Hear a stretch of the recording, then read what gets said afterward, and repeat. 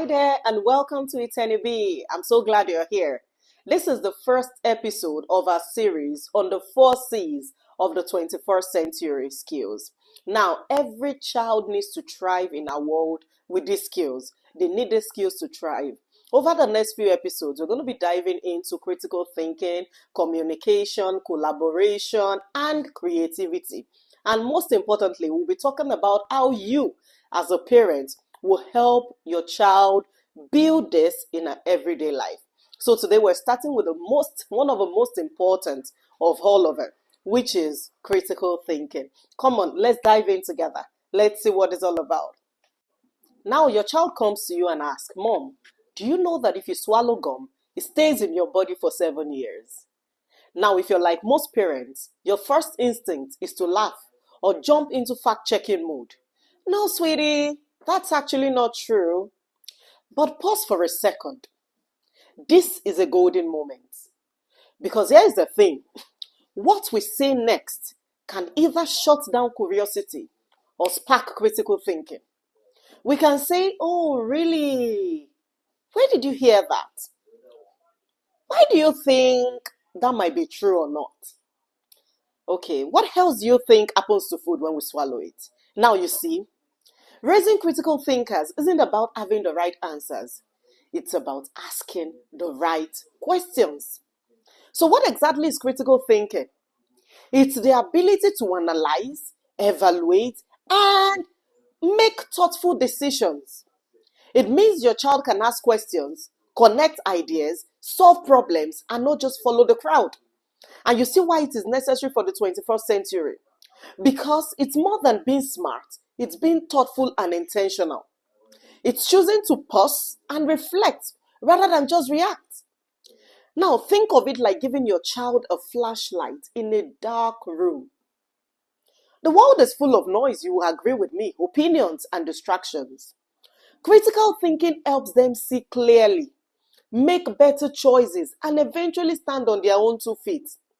So you are raising a child who is not going to be influenced negatively by social media, where so much of the noise comes from. But you're raising a child who will be able to pause, look at it, evaluate the situation, analyze the situation, then come up with a conclusion and say this is right and this is wrong. And let's be honest, our kids need this skill more than ever.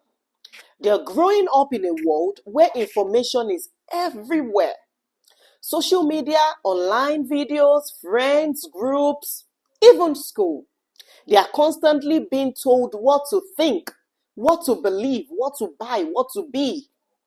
Without critical thinking, they are vulnerable to misinformation, peer pressure, and even manipulation. But with it, they learn to filter what's true, ask questions, and solve problems with confidence. It also helps with emotional resilience. A child who can think critically doesn't just explode when something goes wrong. They pause, they assess, and respond with intention. This is the kind of thinking that builds strong students, kind friends, future leaders, and just plain wise human beings. Do you want your child to be this child? Now, let's look at what it looks like. What does critical thinking really look like in children? So you might notice your child asking questions.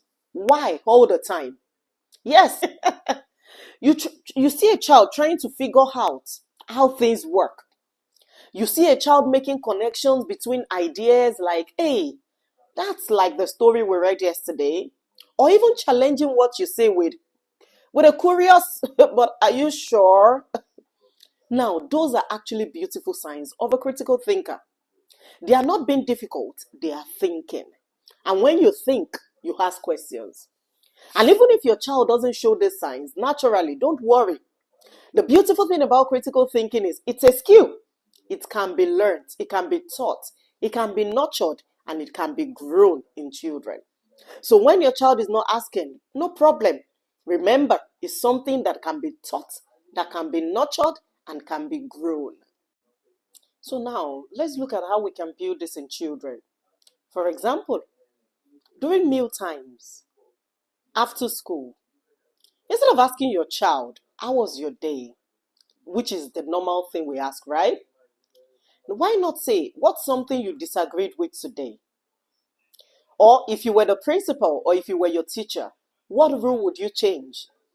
Let them think, let them defend, let them reconsider. During bedtime stories, you can come up with, what do you think would happen next? Why do you think he did that? What could he have done better? When you're riding in your car and going somewhere on vacation or going to school, you could ask, depending on the age of the child, would you rather be famous or smart? Would you rather have a rewind button or pause button for life? Ask them why they chose it. Let them think. When they make an error, don't jump in to fix it. You could ask, what went wrong? What would you try next time? Now, you don't need to be a teacher to raise a thinker. You just need to ask, pause, and listen. Critical thinking is built in the everyday, over cereal, in the car, even in mistakes, during Minecraft, playtime. Remember, AI can give answers, but only your child can ask questions, reflect, and grow. So, parents, this is no extra lesson, no fancy programs. It's just a small shift in how we talk, listen, and guide. Now, before we wrap up, I have a little challenge for you this week. As you go this week, listen for when your child asks why. And instead of answering right away, try responding with, what do you think? Let the silence stretch. Let them wonder.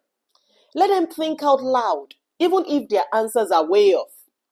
Because in that moment, you are not just answering a question, you're building a brain.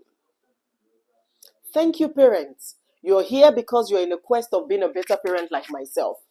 See you next week. Next week, we're going to be talking about another important C of the 21st century. So we're going to be here together next week. We'll see how to build it in our children because, like we said, these are skills they need to develop. And they don't need to develop it in school alone. They also need to develop it in the house, in the family. A parent is supposed to help build and grow these skills. And we trust that we'll see you next week. All right, see you next week. You take care now. And my love to those lovelies out there. Bye.